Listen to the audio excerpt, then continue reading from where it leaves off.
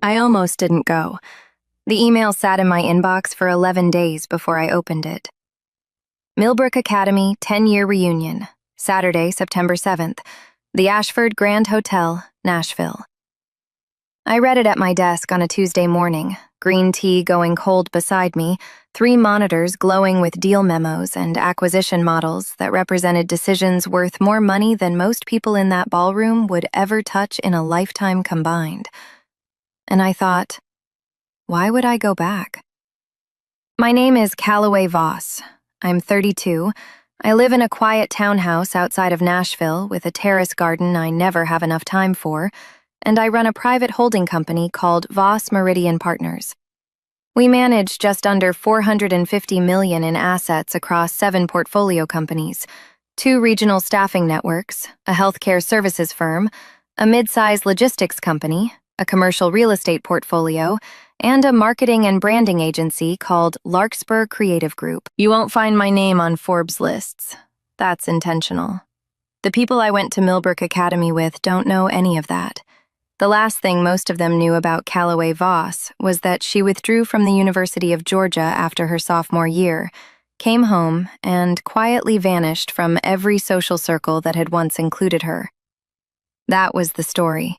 That was the version that circulated through group chats and mutual friends until it became accepted fact. She couldn't handle it. She dropped out. She gave up. I never corrected it. I had work to do. The only reason I agreed to go was because of my oldest friend, Fernsby Walsh. Fern, she's a corporate attorney now, sharp as a letter opener, with a laugh that makes strangers feel like they've known her for years.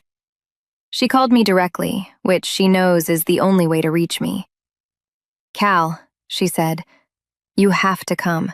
I cannot walk into that room alone." "You walk into federal depositions alone," I said.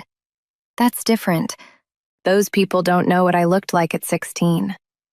I laughed, and that was enough. So I said yes. I bought a dress I wouldn't normally wear, deep charcoal, tailored, nothing flashy. I booked a car service. I told myself I'd stay 2 hours, be polite, catch up with Fern, and leave before the DJ started playing throwback songs. I had no plan for what was coming.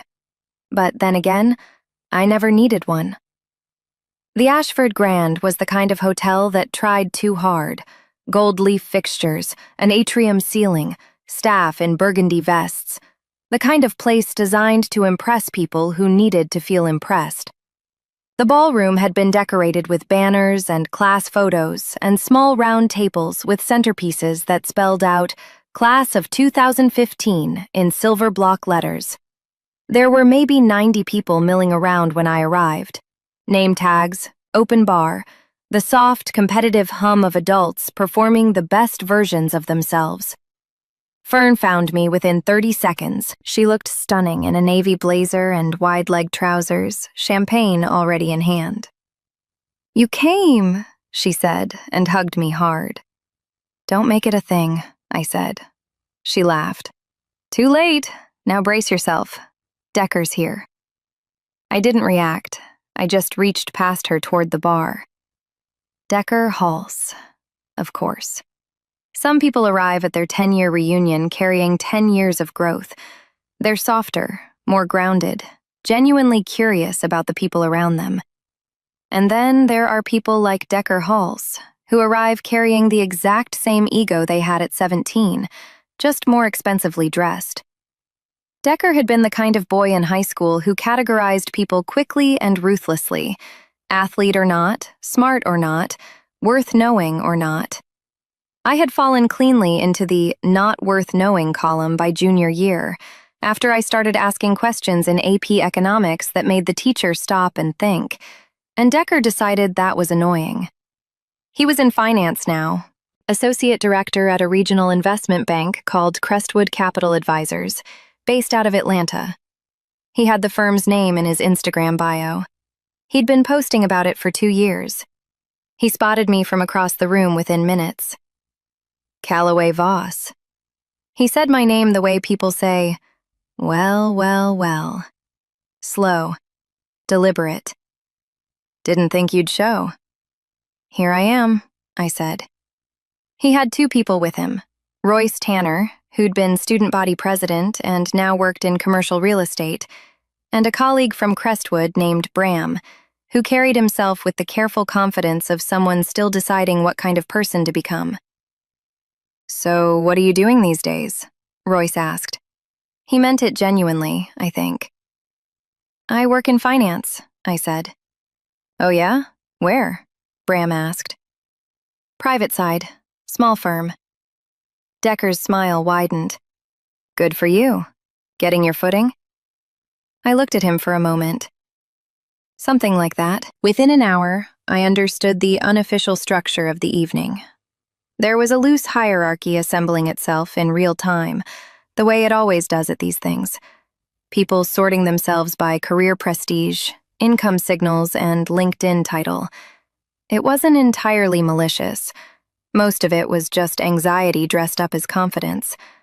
But the loudest voice in the sorting process was Decker's. He had a talent for steering conversations so that the spotlight moved naturally to him. He'd ask someone what they were doing, listen for about 10 seconds, and then bridge back to himself. "Oh, that's great. Yeah, we're seeing something similar in the M&A space, actually, which has been insane for us this year." By the time the seated portion of the evening began, his table had become the unofficial gathering point for people who needed to be seen succeeding. Royce was there. Bram, a woman named Sidel Okafor, valedictorian, now a pediatric surgeon, who was the only person at that table who'd earned her seat without announcing it. A man named Crispin Lau, who'd done something in tech consulting and kept checking his phone. And Fern, who'd drifted over because she knew everyone. I sat beside Fern. I wasn't trying to be part of any table hierarchy. I just wanted to be near the one person in the room who didn't exhaust me. It was Crispin who asked the question that started it. "Didn't you go to UGA?" he said, looking at me. Not cruel, just making conversation. "For 2 years," I said. Right. And then you transferred?" "I left," I said simply. The table shifted. You could feel it. That almost imperceptible social recalibration. "Left as in," Decker said. "As in, I withdrew, sophomore year." A beat of silence. "Huh." Decker leaned back in his chair, turning his champagne glass slowly by the stem. "So you never finished?" "No," I said. I held his gaze. I wasn't embarrassed. I was curious to see where he'd take it. He smiled. Well, it takes guts, I guess. Knowing when something isn't working." It wasn't a compliment. He made sure of that with the pause before guts. Sidel glanced at him briefly, then looked back at me with an expression that said, "I see him." "So what did you end up doing?" Royce asked.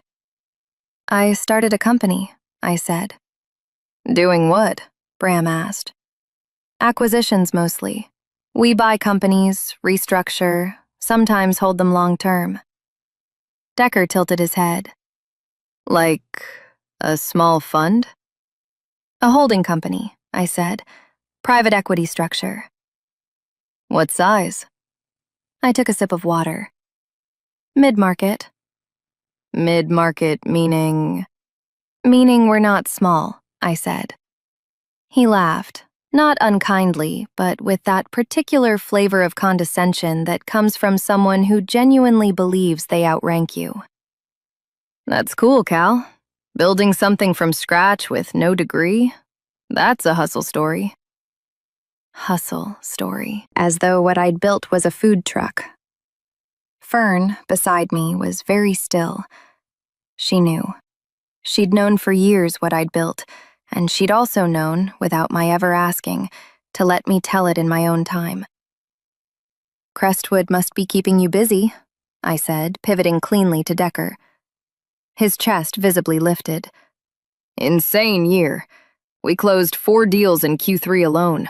The MD has basically handed me the middle market pipeline." He glanced at Bram.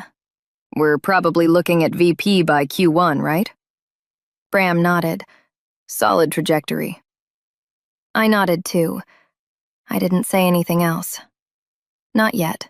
The moment came about 40 minutes later, and I didn't manufacture it. It arrived the way the truth usually does, quietly, through a door someone else opened.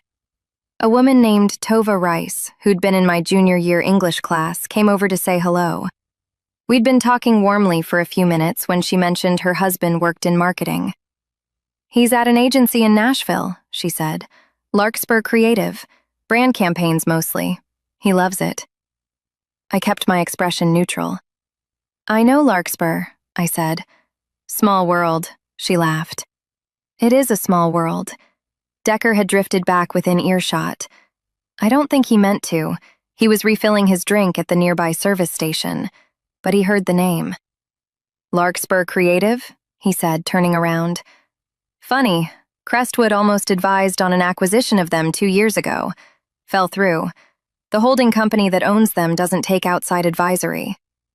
He said it with a trace of old irritation, like a door that had been closed in his face. I set down my glass. Voss Meridian acquired Larkspur in 2021, I said. We don't use outside advisory on internal restructuring. It creates misaligned incentives. Silence. Not dramatic silence, just the sudden, specific stillness of a conversation when understanding moves faster than sound. Decker stared at me. I'm sorry. What? Larkspur Creative Group, I said. We've owned it for 3 years. I sit on the board. We retained the founding partners and restructured the leadership team in year 2. I paused. The deck Crestwood sent over? I remember it.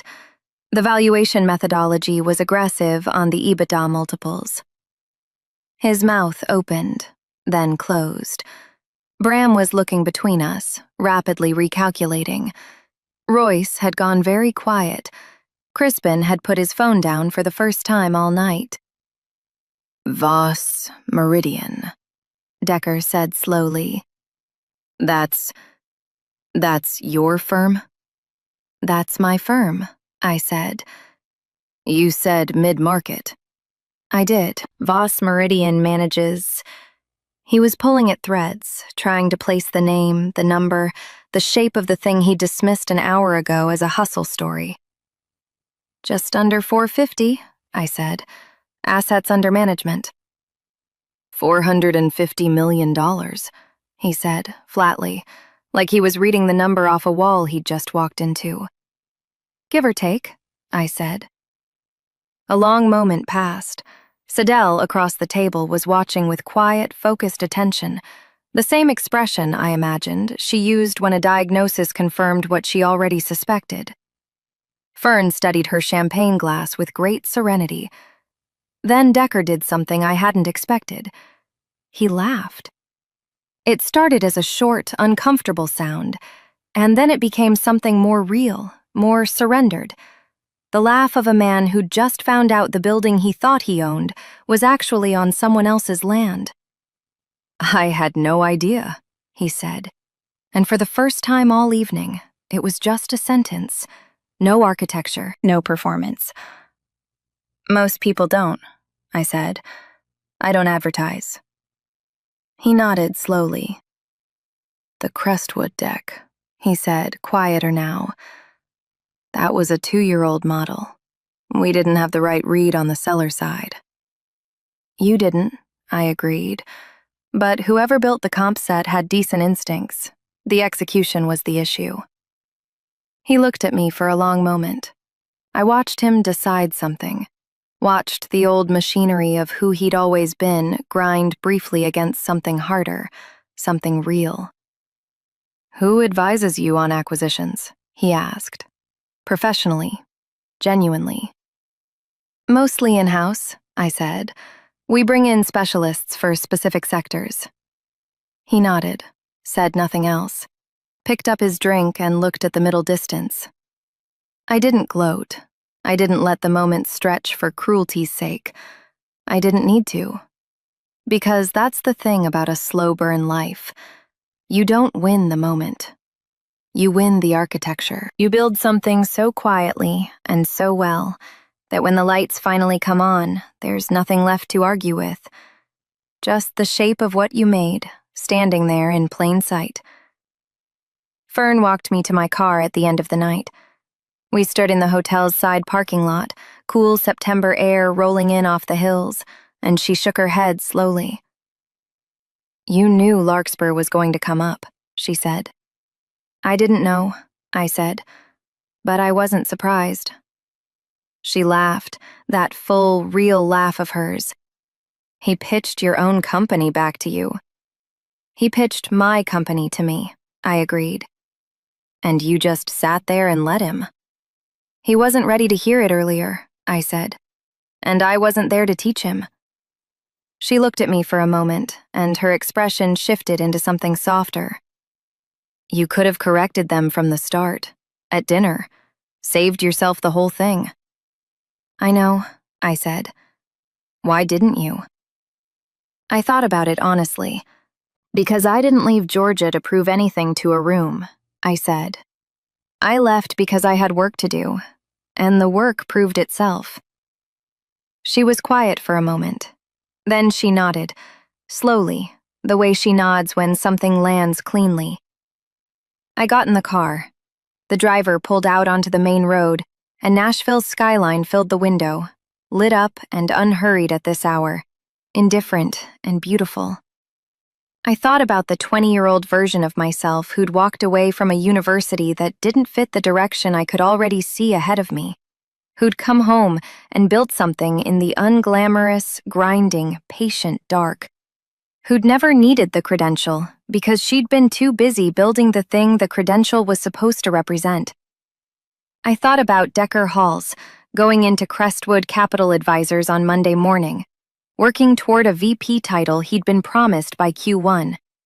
Doing solid work, probably, genuinely talented even, in the narrow lane he'd chosen. I thought about the fact that Crestwood's parent company had been on our acquisition radar for 14 months. I didn't do anything with that thought, but I didn't let it go entirely either. Some things don't need to be said out loud. They just need to be true. Silence isn't weakness. It's controlled storage of power. Every word you don't say forces the other person to guess, and they'll almost always guess too small. Calloway never corrected Decker's assumptions.